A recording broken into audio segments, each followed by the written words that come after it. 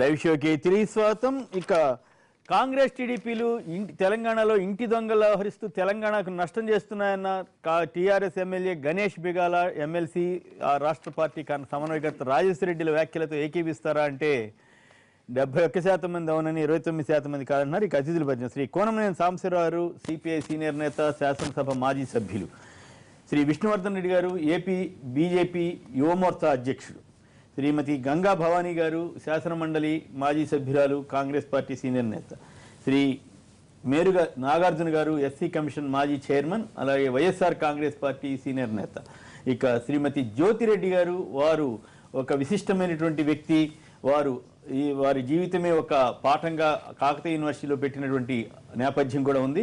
వారు తమ అనుభవాలని ఇతరత్ర విశేషాలను వివరించడానికి ముందుగా ఒక చర్చ అయిన తర్వాత వారితోటి మనం వారితో అంశాల మీద మాట్లాడదాం.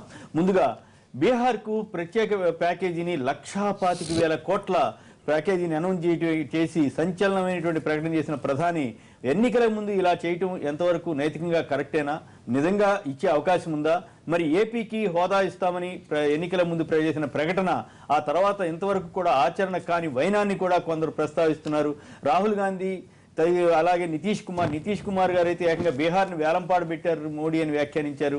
ఈ నేపథ్యంలో అసలు ఈ సాధ్యాసాధ్యాల మీద ముందుగా సిపిఐ నేత సాంబశివరావు మాట్లాడతారు. నరేంద్ర మోడీ గారు ఇవాళ ప్రజలు అందుకున్న మనిషి కాదు.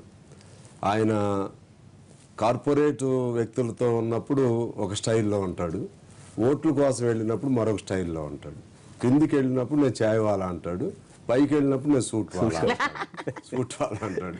అంటే ఆయనలో ఉన్నటువంటి క్రెడిబిలిటీ ఆయన వ్యక్తిగతంగా కరప్టివా కాదా అనే పాయింట్ కాదు, కానీ ఆయన ఆ రోజు చెప్పింది ఏంటి, నేను తప్పు చేయను, కరప్షన్ పాల్పడను, మా దానిలో ఎవరు పాల్పడను ఊరుకోను అన్నాడు. He lost his ground there itself because పెద్ద కుంభకోణాలు బయటపడ్డాయి. అందులో సుష్మా స్వరాజ్ గారు ఆ ఇష్యూలో సరే ఒక కామెంట్ వరకు ఓకే, కానీ అసలు ఇక్కడ మన ప్రత్యేక ప్యాకేజీ హోదా, ఏపీ హోదా, అతను నేచర్ అది. కాబట్టి ఆ క్రమంలోనే ఆయన ఆ అవసరం కోసం, ఆ ఎలక్షన్ల కోసం ఏదైనా చేయడానికి సిద్ధంగా ఉంటాడు. ఎందుకంటే లోపల ఉన్న మనిషి వేరు, పైకి కనపడే మనిషి వేరు నరేంద్ర మోడీ గారు. ఇంకొక అంశం ఏంటంటే ఆయన ప్రత్యేకించి మనం గమనంలో తీసుకోవాలంటే ఆయన ఈ రిలీజియన్ లేకపోతే కమ్యూనలిజం దానికి వ్యతిరేకంగా నేను అందరినీ ఈక్వల్గా అన్నింటినీ ఈక్వల్గా తీసుకెళ్తానని చెప్తున్నాడు. కానీ ఆయన మంత్రివర్గంలో కానీ ఆయన ఎంపీస్ కానీ రోజుకొక వ్యాఖ్యానం చేస్తున్నారు, కాంట్రవర్షియల్. ఇక అవన్నీ చెప్పాలంటే అందరికి తెలిసినవి అవి, వాటి జోలికి నేను వెళ్ళను. కానీ వాళ్ళని ఇంతవరకు కంట్రోల్ చేయలేదు ఆయన. అంటే మీ ఎజెండా మీరు నడుపుకుంటా ఉండండి, నేను మాత్రం గోముఖ వ్యాఘ్రం అంటారు చూసారా, నా ఫేస్ని దానికి పెట్టుకుని నా పద్ధతి నేను నడుపుకుంటాను అంటున్నాడు. అంటే అతని క్రెడిబిలిటీ లేని మనిషి అని అర్థమవుతుంది. ఆ క్రమంలోనే వాడు ఓట్ల రాజకీయాలు చూస్తున్నాడు తప్పితే, అంతకుముందు ప్రత్యేకంగా ఆంధ్రప్రదేశ్ 2 భాగాలు విడిపోయింది. అటు ఆంధ్రాకి ప్యాకేజ్ ఇవ్వాల్సిన బాధ్యత అప్పుడు దానికోసం దెబ్బలాడింది వాళ్లే. వెంకయ్య నాయుడు గారు మరీ దెబ్బలాడాడు కాంగ్రెస్ మీద. వాళ్ళు పెడుతున్న ప్యాకేజ్ చాలదు, ప్రత్యేక హోదా కావాలి, అదేవిధంగా ఇన్ని లక్షల కోట్లు కావాలని కూడా వెంకయ్య నాయుడు గారు చెప్పారు. ఇవాళ ఆయన నోరు మోగపోయింది. నరేంద్ర మోడీ గారు అది ప్రస్తావనే లేదు. చంద్రబాబు గారేమో అడగొచ్చా అడగకూడదని చెప్పి చిన్నపిల్లలాగా అయిపోయాడు చంద్రబాబు గారు. అవును, అంతకుముందు మొత్తం 50,000 కోట్లు అడగబోతున్నానంటే ఇప్పుడు మొదట్లో ఆయన చెప్పింది 5 లక్షల కోట్లు కావాలన్నాడు చంద్రబాబు నాయుడు గారు. అందుకని ఫైటింగ్స్ వాళ్ళకు ఉన్నటువంటి ఆ ఫైటింగ్ నేచర్ తగ్గిపోయినట్లు ఉంది ఆయనకి. ఈ స్థితిలో వీళ్ళదేముందిలే, ఎట్లయినా మా ఫ్రెండ్సే కదా, వీళ్ళు ఏదైనా చేసుకోవచ్చు, ఇప్పుడు ఎన్నికలు కూడా లేవు, ఎన్నికలు ఉన్నా ఇక్కడ ప్రయోజనం తక్కువ, అక్కడ northern states Hindi speaking belt కాబట్టి ఉపయోగం ఉంటుందని చెప్పి అక్కడ అడగకపోయినా అక్కడ అడుగుతుంటేనేమో ఆయన భిక్షగా అడుగుతున్నారు, నేను కాదట్లేదు. అంటే అడిగినప్పుడేమో అతన్ని మన నితీష్ని రకరకాల వ్యాఖ్యానాలు చేస్తాడు. ఇప్పుడు అడగలేదు ఎవరు, అడిగినప్పుడు ఇవ్వలేదు ఆయన ఎలక్షన్ ముందు. అయితే అందులో ఇంకో మోసం కూడా ఉంది. 1,25,000 కోట్లలో ఎంత నిజమో ఎంత తెలియదు, కానీ మొత్తం ఇంక్లూడింగ్ 14th ఫైనాన్స్ అన్ని కలిపి అన్నాడు. అది సరే, ఏదేమైనా దానికి భిన్నంగా అతనికి ఏ మేర క్రెడిబిలిటీ ఉన్నా మళ్ళీ ఎలక్షన్ వరకు ఆగకుండా ఖచ్చితంగా ఆంధ్రాకి ప్యాకేజ్ ఇవ్వాలి, తెలంగాణ కూడా కొత్తగా సెపరేట్గా ఫామ్ అయింది. నా ప్రశ్న బడ్జెట్ లో పెట్టకుండా ఇలా అనౌన్స్మెంట్లు చేయడం ప్రధానులుగా రాజకీయ నాయకులుగా వ్యవహరిస్తున్నట్ల, రాజనీతిజ్ఞులుగా వ్యవహరిస్తున్నట్ల. రాజనీతిజ్ఞులు అనే పదం మర్చిపోవాలి సార్, మర్చిపోవాలి. వాజ్పేయి గారి వరకు కూడా పర్వాలేదు, ఆయన పర్వాలేదు, కానీ వీళ్ళు రాజనీతిజ్ఞులు కాదు, రాజకీయ నాయకులు, రాజకీయ వాదులు, రాజకీయ నాయకులు కూడా కాదు, రాజకీయ దేశ ప్రధాని కదా ఆయన. అయితే అయ్యారు సార్, నేనే వ్యక్తిగతంగా ఆయన గురించి ఏమన్నా ప్రధానమంత్రి వామపక్ష పార్టీలు రష్యా వైఖరి కదా, చైనా రష్యా వామపక్ష మీద భారతదేశంలో మంచి విషయాలు కనపడవు, భారతదేశంలో ప్రధాని దగ్గర ఉన్నటువంటి మంచి విషయాలు కనపడవు, వీళ్ళకంతా కూడా భారతదేశం ఏమైపోయినా పర్లేదు కానీ ఆలోచన ధోరణి వీళ్ళంతా కూడా వీరు అడుగుతున్నారు సమానం చెప్పరా తర్వాత నేను మాట్లాడా మీరు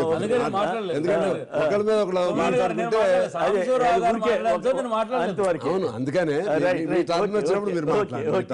ఫైనల్ గా చెప్పండి, సాధ్యమా కాదా? ఇది యాక్చువల్ గా ఏంటంటే సాధ్యం కాకపోయే సమస్య లేదు, కానీ నాకైతే డౌట్ గానే ఉంది. ఎందుకంటే 1,50,000 కోట్లు తేల్చారు, 1,40,000 కోట్లు అంటే ఏడాది కనీసం ఎంత కాదన్నా కూడా 30,000-35,000 కోట్లు ఒక రాష్ట్రానికి ఇవ్వాలి. ఒక రాష్ట్రానికి ఇచ్చిన తర్వాత ఏపీ అడిగితే ఎక్కడ బీహార్కి ఇచ్చాం, మళ్ళీ నెక్స్ట్ ఇయర్ ఉత్తరప్రదేశ్ వస్తున్నాయి, ఆ తర్వాత వెస్ట్ బెంగాల్ వస్తున్నాయి, అంటే ప్రతి సంవత్సరం ఒక రాష్ట్రానికి తీసుకుంటే వెళ్తారా?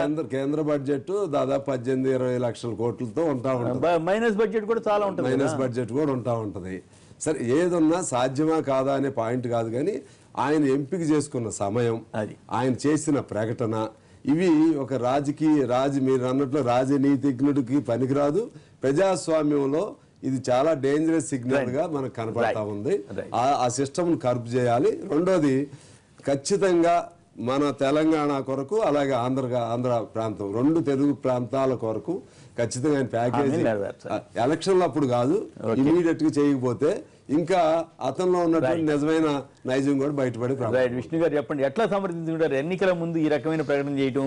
మరి ఎన్నికల ముందు ప్రకటన చేసినటువంటి ప్రత్యేక హోదా మీద ఇంతవరకు ఒక కొలిక్కి రాకపోవటం, దీన్ని ఎట్లా సమర్థించుకుంటారు? సాధ్యం కాదని చెప్పేస్తున్నారు. పైగా అంతకంటే కూడా ప్రధానమంత్రి మీద, నరేంద్ర మోడీ గారి మీద పెద్దల సాంబశివరావు గారు అనుచితమైనటువంటి వ్యాఖ్యలు కూడా చేశారు. అవేంటంటే మామూలుగా కమ్యూనిస్ట్ పార్టీలు పేదల గురించి, లేకపోతే ఆర్థికంగా వెనుకబడిన కుటుంబాల గురించి మాట్లాడేటోళ్ళు గతంలో. ఇప్పుడు వీళ్ళు కూడా పశ్చిమ బెంగాల్లో కానీ, లేదా కేరళలో కానీ, లేకపోతే వీళ్ళ ప్రభుత్వాలు వచ్చినటువంటి రాష్ట్రాలు చూస్తే సిపిఎం పార్టీ కావచ్చు, లేదా సిపిఐ పార్టీలు అంత ఆలోచన విధానం ఒకటే కాబట్టి వీళ్ళు మాకంటే ఎక్కువ కార్పొరేట్ కల్చర్ వచ్చేసింది. ఎందుకంటే వీళ్ళకి ఎప్పుడు సూట్లు బూట్లు వీటి గురించి కనపడుతుంది, కానీ పేదల ఆకలి కష్టాలు, వాళ్ళ యొక్క బాధల గురించి ఆలోచించే స్థితిలో కమ్యూనిస్ట్ పార్టీలు లేవు ఈరోజు. ఇప్పుడు కమ్యూనిస్ట్ పార్టీలు కూడా మోడర్న్ కమ్యూనిస్ట్ పార్టీలు అయిపోయినాయి. అందుకే పేదరికంలో వచ్చినటువంటి ఒక బడుగు బలహీన వర్గాలకు సంబంధించినటువంటి ప్లాట్ఫామ్ మీద వచ్చినటువంటి వ్యక్తి ప్రధానమంత్రి వస్తే కమ్యూనిస్ట్ పార్టీలు డైజెషన్ జీర్ణించుకోలేకపోతున్నారు. వారు అడిగింది ఒకటి, మీరు చెప్పిన ప్రధానమంత్రి గురించి దాని మీద డిస్కషన్ మాట్లాడింది స్పెషల్ ప్యాకేజ్ గురించి, ప్రధానమంత్రి గురించి విశ్లేషణ గురించి చెప్పారు. 30,000 కోట్లు ఖర్చు పెట్టారండి. బాధ ఏంటంటే కార్పొరేట్ సంస్థల వాళ్ళు ఇచ్చిన లంచాలు నజరానాలే 30,000 కోట్లు.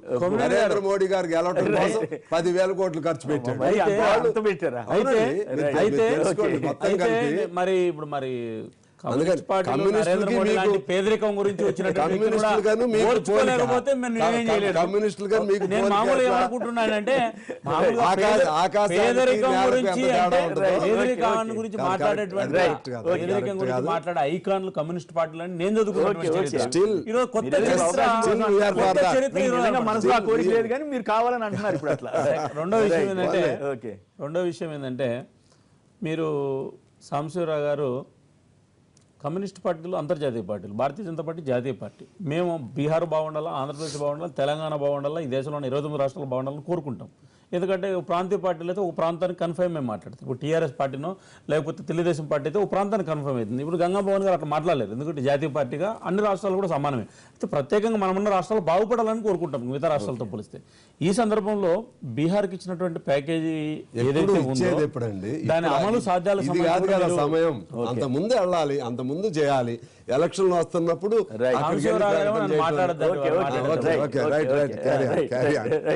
బీహార్కు 1,25,000 కోట్ల రూపాయలు నా ప్యాకేజీ ప్రకటించారు. గతంలో 40,000 కోట్ల ప్యాకేజీలో కూడా పెండింగ్ నిధులు కూడా ఇస్తామని చెప్పడం జరిగింది. అంటే దాదాపు 1,65,000 కోట్ల రూపాయలు. భారతీయ జనతా పార్టీగా నేను ఆంధ్రప్రదేశ్ సంబంధించిన వ్యక్తిగా, లేదా నూతనంగా ఏర్పడినటువంటి రాష్ట్రానికి సంబంధించిన వ్యక్తిగా నేను ఈ అంశాన్ని స్వాగతిస్తున్నా. ఇది ఆంధ్రప్రదేశ్కు ఒక మంచి పరిణామంగా భావిస్తున్నా. ఎందుకంటే ఈరోజు బీహార్ లాంటి రాష్ట్రానికి 1,65,000 కోట్ల రూపాయల ప్యాకేజీ ఇచ్చినప్పుడు అంతకంటే మెరుగైన ప్యాకేజీ ఆంధ్రప్రదేశ్కు లేదా ప్రత్యేక హోదాతో పాటు మేము ఇవ్వాల్సినటువంటి బాధ్యత మా మీద కనపడుతుంది స్పష్టంగా. రెండు, మనం కంపారిటివ్లో కూడా ఖచ్చితంగా బీహార్కి అంత ప్యాకేజీ ఇచ్చినప్పుడు మనం అంతకంటే తక్కువ ప్యాకేజీ కానీ అంతకంటే ఎక్కువ నిధులు కానీ రాకోకుండా పోతే సాంబశివరావు గారు కావచ్చు, మీలాంటి సీనియర్ జర్నలిస్ట్ కావచ్చు, ఎవరైనా కానీ ప్రశ్నించేదానికి అవకాశం ఉంది. కాబట్టి నేను మా పోటీ డౌట్ ఏంటంటే ఎక్కడున్నాయి బీహార్కి ఇచ్చేసాక ఇంక మీకు ఎక్కడ ఇస్తామంటారా అని సందేహం. మీరు దానికి కూడా నేను ఆన్సర్ మీరు అడిగారు ఎట్లా ఇస్తారు మీరు డబ్బులని. నిన్న బీహార్ కు ప్రకటించినటువంటి 1,25,000 కోట్ల ప్యాకేజ్ ఏదైతే ఉందో 1,60,000 కలిపితే 1,25,000 1,40,000 కోట్లు వేరే కానీ 27 విభాగాలుగా విభజించడం జరిగింది. Agriculture, railway, infrastructure, petroleum corporation, ఇట్లా డిఫరెంట్ హెడ్ల కింద టూరిజము, డిజిటల్ బీహారు, ఇట్లా డిఫరెంట్ ప్యాకేజీల కింద ప్రకటించండి. దానికి కూడా ఏంటంటే ఒక సంవత్సరంలో డబ్బులు ఇవ్వరు, ఒక సంవత్సరంలో ఇవ్వరు. అది ఒక 5 సంవత్సరాలు లేకపోతే దీర్ఘకాలికమైన ప్రణాళికల్లో ప్రతి సంవత్సరం కూడా బడ్జెట్లో అలకాయింపులు దానికి కేటాయింపులు చేయడం జరుగుతుంది. కాబట్టి ఏది ఏమైనా కూడా బీహార్ రాష్ట్రం గత అనేక సంవత్సరాలుగా ఆంధ్రప్రదేశ్ లాగా ప్రత్యేక హోదా కోరుకుంటుంది. ఈ దేశంలో అడుగుతున్నటువంటి 7 రాష్ట్రాల్లో బీహారు చాలా పెద్ద ఎత్తున అగ్రెసివ్గా కూడా ప్యాకేజీ గురించి అడుగుతుంది. ఈ సందర్భంలో నరేంద్ర మోడీ గారు సందర్భము ఇప్పుడా అప్పుడా అంటే భారతీయ జనతా పార్టీ కూడా ఒక రాజకీయ పార్టీ, మేము కూడా ఈ దేశంలో పరిపాలన చేసి లేకపోతే ముఖ్యమంత్రులు అయ్యి ఈ దేశాన్ని అభివృద్ధి చేయాలని కోరుకునేటువంటి పార్టీ. నరేంద్ర మోడీ లేదా మేము చట్టసభల్లో రోజు రోజుకు తగ్గిపోతున్నటువంటి జాతీయ పార్టీలు కోల్పోతున్నటువంటి పార్టీలు కాదు కమ్యూనిస్ట్ పార్టీ లాగా మాది. ఈ దేశంలో అధికారం ఉన్నటువంటి పార్టీ, జాతీయ పార్టీలు ప్రాంతీయ పార్టీలకు మేము రాలేదు. ఒకటి రాజకీయ పార్టీలు చేసేది రాజకీయము, చేసే రాజకీయం నీతివంతంగా ఉందా, అభివృద్ధితో కూడుకున్నటువంటి ఉపయోగం జరుగుతుందా లేదా, సందర్భాన్ని ఒకటే మాట్లాడుకోకుండా నిర్ణయం ఏదైతే ఉందో అది ఆ రాష్ట్రాలకు కానీ దేశానికి కానీ మంచి జరుగుతుందా లేదనేటువంటి కోణంలో చూడండి. రాజకీయ నాయకులు రాజకీయ కోణంలో ఆలోచిస్తే మనకు అన్ని దుర్మార్గంగా కనపడతాయి. అభివృద్ధి కోణంలో కూడా చూస్తే బీహార్ కు మంచి ప్యాకేజీ, ఆంధ్రప్రదేశ్ కూడా మంచి జరుగుతుందని భావించారు. గంగా భవాని గారు మీ వాదన ఏంటి?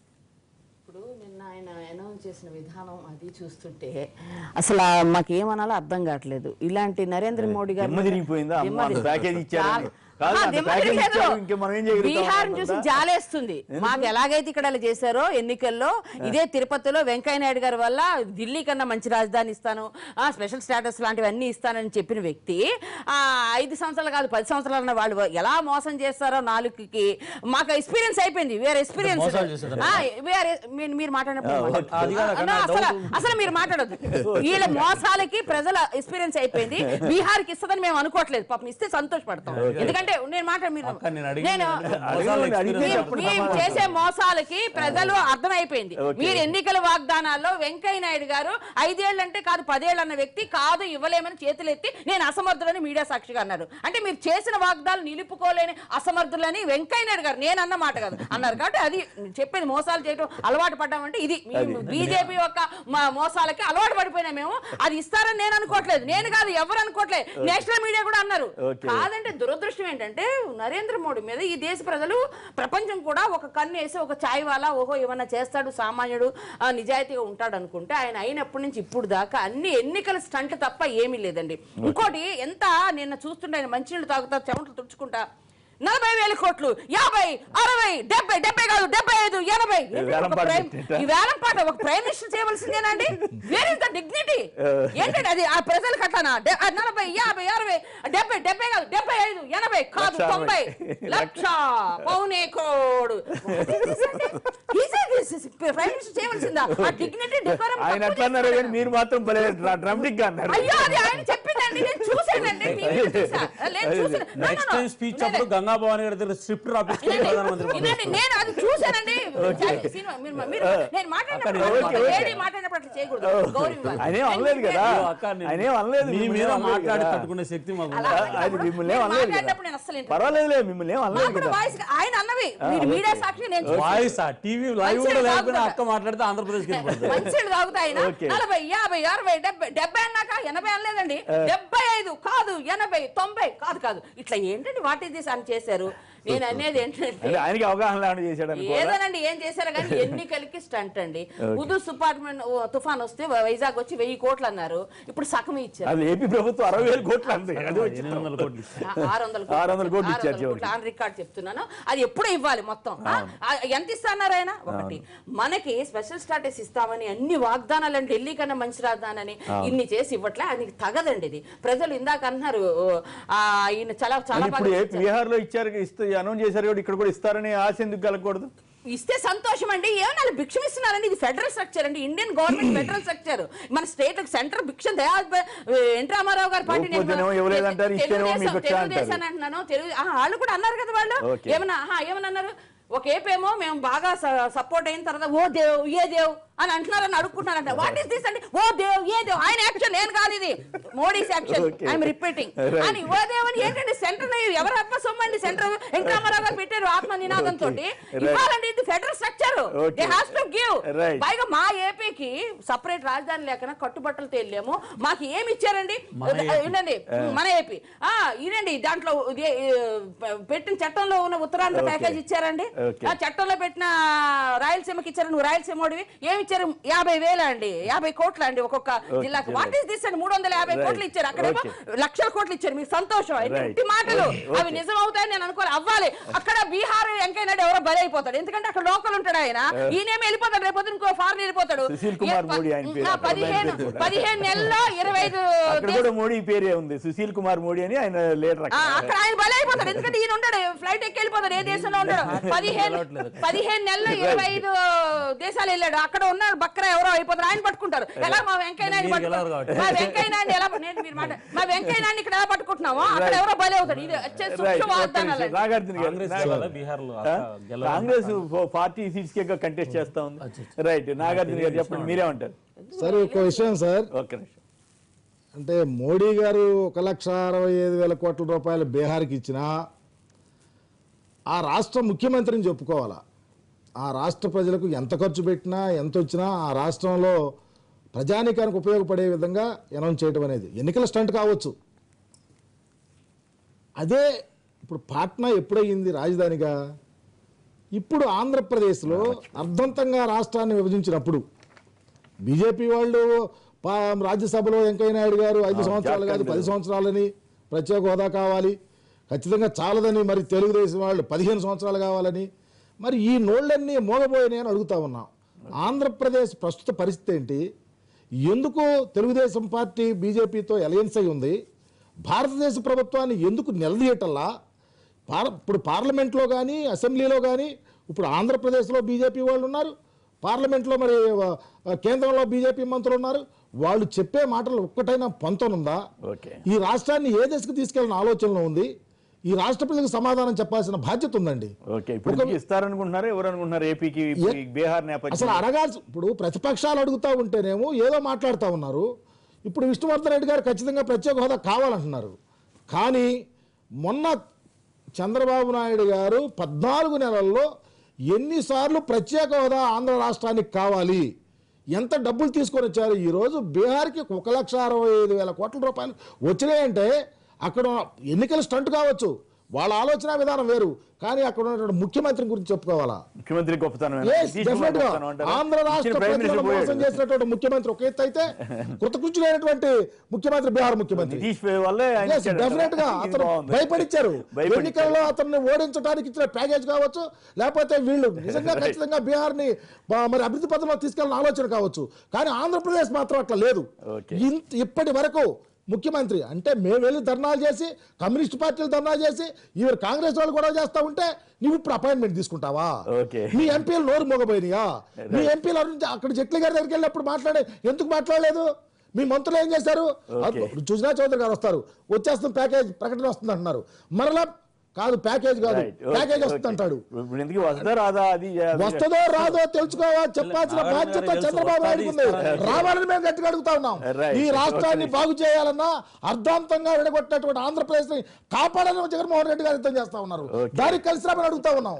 మీకు చేత కాదు, ఆడగారు తీసుకురారు, కానీ ప్రజా జీవితంలో ముందుకెళ్ళాలని ఆలోచిస్తా ఉంటారు. తెలుగుదేశం అట్టర్ ఫ్లాప్ అయిందని చెప్పడానికి ఇది నిదర్శనం. రైట్, సాంబయ్య గారు తెనాలి నుంచి లైన్ లో ఉన్నారు. సాంబయ్య గారు నమస్కారం, మాట్లాడండి. సాంబయ్య గారు హలో సాంబయ్య గారు మాట్లాడండి. హలో రమేష్ గారు మాట్లాడండి ప్లీజ్ మాట్లాడండి. బీహార్కి 1,25,000 కోట్లు ఇస్తున్నారు కదా, దానికి నీతి ఆయోగ్ ప్రణాళిక వీటన్నింటికి సంబంధం లేదా? నంబర్ 1. తర్వాత నంబర్ 2 వచ్చేసి ఆ పెద్దమ్మ చిన్నమ్మ కలిసి ఆంధ్రులు కడుపు కొట్టేసి డివైడ్ చేసి పారేశారు. ఆంధ్రాని డివైడ్ చేశారు, కడుపు కొట్టేసి డివైడ్ చేసేసారు. ఏం చేశారు? ప్రజలు ఉక్కుపాతంతో నలిపేసేసారు కాంగ్రెస్ ని. ఇప్పుడిప్పుడే బీజేపీ ఏదో వేళ్ళు కొంచెం పైకి వస్తా ఉంది. వాళ్ళకు కూడా ఇది గట్టిగా పట్టకూడదు అంటే బీజేపీ నాయకులు వెళ్ళి పోరాడాలా. ఆంధ్రలో దౌర్భాగ్యం ఏంటంటే బీజేపీకి 300 సీట్లు వచ్చినాయి కదా, అది ఆంధ్రలో దౌర్భాగ్యం. లేకపోతే చంద్రబాబు నాయుడు గారి గ్రేట్ క్యాండిడేట్ పోరాడడానికి ఛాన్స్ ఉండేది. దయచేసి బీజేపీ వాళ్ళు గట్టిగా పట్టుకొని అడగమనండి. ఇప్పుడు మన పార్టీ ఇప్పుడిప్పుడే బయటకు వస్తుంది. సో మన పార్టీ నిలదొక్కోవాలి. ఇది చేయాలంటే మనం చెప్పినవి చేయాలా. గోవిందా ఆ రకంగా అన్నారు మోడీ గారు. వైజాగ్ లోనే వెంకయ్యనాయుడు గారు పార్లమెంట్ లో చెప్పింది ప్రతి దాన్ని నేను అమలు చేస్తానని చెప్పాడు. అలాంటప్పుడు ఆయన చెప్పాడు కదా, చెప్పింది. చక్రధర్ గారు ధన్యవాదాలు. చక్రధర్ గారు హిందూపూర్ నుంచి. చక్రధర్ గారు నమస్కారం, మాట్లాడండి. నమస్తే సార్. అక్కడ నోలో కూడా నమస్కారం అండి. ఇక్కడ ఒకటేంటంటే బీహార్కి అంతకనం ప్రకటించడం అనేది రాజరిక వ్యవస్థకు ఒక నిదర్శనం. 100% ఇది ఇక్కడ కాంగ్రెస్ ప్రభుత్వం నుంచి ఇప్పటిదాకా జరుగుతున్నది రాజరిక వ్యవస్థ. ఇక్కడ ఎటువంటి అతిశక్తి లేదు. కాకపోతే ఈయన మోడర్న్ రాజు మోడీ గారు. రెండో విషయం ఏంటంటే 100% చంద్రబాబు నాయుడు గారికి have the capability to achieve the any package from the central. వాళ్ళ అదృష్టం ఏంటంటే బీజేపీ వాళ్ళ అదృష్టం సార్. ఇక్కడ వాళ్ళకు మెజార్టీ ఎక్కువ వచ్చింది కాబట్టి బాబును పట్టించుకోవట్లేదు. అది బాబులు కాదు, ఏ పార్టీని కూడా పట్టించుకోవట్లేదు వాస్తవం. లేకపోతే ఒకవేళ తక్కువ కనుక మెజార్టీ వచ్చి ఉంటే కనుక మెడల్ నుంచి చెప్పి తీసుకొచ్చేటోడు. దురదృష్టం ఏంటంటే సార్, బీజేపీతోని తెలుగుదేశం పొత్తులకు పోవడం వల్ల ఒక రకమైనటువంటి చారిత్రక తప్పిదం అని నేను భావిస్తున్నాను. ఎట్లా చారిత్రక తప్పిదం? అధికారం వస్తే బలేవాళ్ళే మీరు. చారిత్రక విజయం అది. వాళ్ళకి చారిత్రక విజయం అయితే మీరు చారిత్రక తప్పిదం అంటారు ఎట్లా మిత్రమా? మిగతా ఓకే లేకపోతే ఇచ్చేవారని. పొత్తు లేకపోతే అసలు ఈ రోజుల్లో ఈ ఇచ్చినట్లుగా. సుబ్బారావు గారు గుంటూరు నుంచి. ఒక్క నిమిషం మీరు మాట్లాడారు. సుబ్బారావు గారు గుంటూరు నుంచి. కేఎస్ఆర్ గారు నమస్కారం అండి. అందరికీ నమస్కారం. మాట్లాడండి. అయ్యా, ఇప్పుడు ఈ ప్రత్యేక ప్యాకేజీ గురించి మోదీ గారు కావచ్చు, వెంకయ్య నాయుడు గారు కావచ్చు, చంద్రబాబు నాయుడు గారు వాళ్ళకి ఎప్పుడు జనానికి ఏం చేయాలో తెలుసండి. అలాంటి వాగ్దానాలు చేశారు. చాలా మంది ఇబ్బంది పడుతున్నారు, ప్రజలను పట్టించుకోవడం లేదు. బీజేపీ అంటే ఒక గౌరవప్రదమైనటువంటి స్థానంలో ఉందని అందరం అనుకున్నాం. ఒకప్పుడు వాజ్పేయి గారి లాగా ఆ రోజు అలయన్స్ చంద్రబాబు నాయుడు గారు వీళ్ళంతా చక్కగా చేశారు. ఈనాడు బీజేపీకి ఎవరితో పెద్ద అవసరం లేనట్టుగా కనపడుతుందండి. అదే కనుక చంద్రబాబు నాయుడు గారు అప్పుడు ఎన్డీఏ కన్వీనర్ గా ఉండి సాధించినటువంటి విజయాలు ఆయన ఎందుకు సాధించలేకపోతున్నాడు ఇవాళ? కారణం ఏంటి? కేంద్రం పెడుతుందని నా అభిప్రాయం. బీహార్కి ఇచ్చారండి ప్యాకేజీ, బాగానే ఉంది, మంచిదే. ఆంధ్రప్రదేశ్ సంవత్సరంన్నర నాడు విడిపోయి అష్టకష్టాల్లో ఉంటే కనీసం ఎన్నిసార్లు చెప్పినా మంత్రులు పంతులు లేని మాటలు చెప్తూ ప్రజల్ని ఎంత ఇబ్బంది పెడుతున్నారంటే అంత ఇబ్బంది పెడుతున్నారు. దీంట్లో మొట్టమొదటిగా బీజేపీ వల్ల అలయన్స్ తోటి ఇబ్బంది పడుతుంది ఒక చంద్రబాబు నాయుడు గారు నేను అనుకుంటున్నా. అలయన్స్ వల్ల ఇబ్బంది ఎక్కువ పడుతున్నాడు ఆయన. సానుభూతి బాగుంది. సలహా కూడా ఇవ్వాలి. అబ్దుల్ గారు చిత్తూరు నుంచి. నమస్కారం. నమస్తే సార్. నమస్తే, మాట్లాడండి ప్లీజ్. తిరుపతి మీటింగ్ లో లక్షల మంది ముందర చెప్పారు సార్ మన మోడీ గారు, నాకు నాయకత్వం కోసం అధికారం కోసం ఓటేయద్దండి, ఆంధ్రప్రదేశ్ డెవలప్ కోసం ఓటేయండి అన్నారు సార్. సార్ ఎక్కడ డెవలప్ చేస్తున్నారు సార్? ఇంతమంది ముందర మీటింగ్, అంత పెద్ద మీటింగ్ లో చెప్పారే మోడీ గారు, ఎక్కడ సార్ దాని డెవలప్మెంట్ ఎక్కడ సార్? మాకు ప్రత్యేక హోదా ఇస్తామన్నారు, అది ఇస్తామన్నారు, ఏదేదో వరాలన్నీ కురిపించారు. ఏ వరాన్ని కట్టుబడ్డారు సార్ ఆయన? చాలా మంది యొక్క ఉద్దేశం ఏంటంటే 14 నెలలు అయింది కాబట్టి మేము ప్రత్యేక హోదా కావచ్చు, లేదా మేజర్గా ఈరోజు ప్రత్యేక హోదా అన్నటువంటిది రాష్ట్ర ప్రజల్లో ఒక సెంటిమెంట్గా వాతావరణాన్ని మేము కూడా గమనించినాం, గుర్తించినాం. ఒకటి, భారతీయ జనతా పార్టీ ఎన్నికల సందర్భంలో ప్రధానమంత్రి మాట్లాడినటువంటి వ్యాఖ్యలు, నరేంద్ర మోడీ గారు ఈ దేశంలో ఎవరు అవునన్నా కాదన్నా కూడా ఒక చెప్పినటువంటి విషయాల మీద ఏకాగ్రత ఉన్నటువంటి వాడు, దాని మీద దృష్టి సారించేటువంటి. డిలే కావడం వల్ల ప్రజల్లో ఈ రకమైనటువంటి అనుమానం రావడం అనేటువంటిది వాళ్ళు ఎవరు తప్పు పట్టాల్సిన అవసరం లేదు. అయితే బీజేపీకి 282 సీట్లు వచ్చాయా, 340 సీట్లు వచ్చినాయంటే మేము 300 వచ్చినా 280 వచ్చినా కానీ మేము మాతో ఎవరైతే మిత్రపక్షాలు ఉన్నారో వాళ్ళు ఎవరిని వదిలేదు. వాళ్ళందరూ కలిసి ఈవెన్ మాకు డిస్టర్బెన్స్ అయినటువంటి మహారాష్ట్రలో కూడా కేంద్ర ప్రభుత్వంలో మత కలిసి మంత్రులు ఉన్నారు. అయితే ఆంధ్రప్రదేశ్ విషయంలో కూడా ఈరోజు మేము ఏదైతే ఇప్పటిదాకా 14 నెలల కాలంలో చేసిన అభివృద్ధి ఏదైతే ఉందో ఇది రాష్ట్ర ప్రజలకు సాటిస్ఫాక్షన్ లేదు, మేము ఒప్పుకుంటాం దాన్ని. అయితే ఈ సందర్భంలో మేము గుర్తు చేసేది అంటే నరేంద్ర మోడీ గారు బీహార్ ప్రకటన తర్వాత ఖచ్చితంగా ఆంధ్రప్రదేశ్కి ఇచ్చినటువంటి హామీల విషయంలో మీ ఇప్పుడు చేసినటువంటి విషయాలతో పాటు భవిష్యత్తులో కూడా ఆంధ్రప్రదేశ్ ఆదుకోవడానికి 100 రూపాయలు కూడా కేంద్ర ప్రభుత్వం కృతనిశ్చయం. మేము అనేది ఏంటంటే అండి, వాగ్దానాలు ఇచ్చారు, వీవర్స్ కూడా ఉన్నారు కదా, సంవత్సరం 4 నెలలు ఏడిపించి వాళ్ళు ఇస్తామని ఇవ్వనని ఇంద్రజిత్ పార్లమెంట్లో సాక్షిగా ఏ స్టేట్కి స్పెషల్ స్టేటస్ రాదని చెప్పేసి 14th కమిషన్ ఒప్పుకోదని, అది ఒప్పుకోనప్పుడు 1,25,000 ఎలాగా 14th కమిషన్ అడ్జస్ట్ అవుతుందో తెలియదు. మీరు మాట్లాడినప్పుడు నేను మాట్లాడలేదు. కాబట్టి ప్రజలు వాళ్ళ నమ్మక ద్రోహాన్ని గమనిస్తున్నారు. నరేంద్ర మోడీ, చంద్రబాబు నాయుడు గారు స్వయంగా అన్నది నా రెక్కలు విరిచేశారు, నేనేమి చేయలేను, వాళ్ళు ఎంపీలు వాళ్ళు నేను ఇన్నిసార్లు వెళ్ళాను నాకు ఇలా రాలేదు, అపాయింట్మెంట్ దొరకదు, నానా బాధలండి. వాళ్ళ ఎంపీ ఒక అన్న నరేంద్ర మోడీ మాకు ఇవ్వన్నారు. ఆయన 14 నెలలే బాధలు వచ్చేసినాయా? 10 ఏళ్ళు ఈ దేశంలో ఈ రాష్ట్రంలో అధికారం ఉంది కాంగ్రెస్ పార్టీ.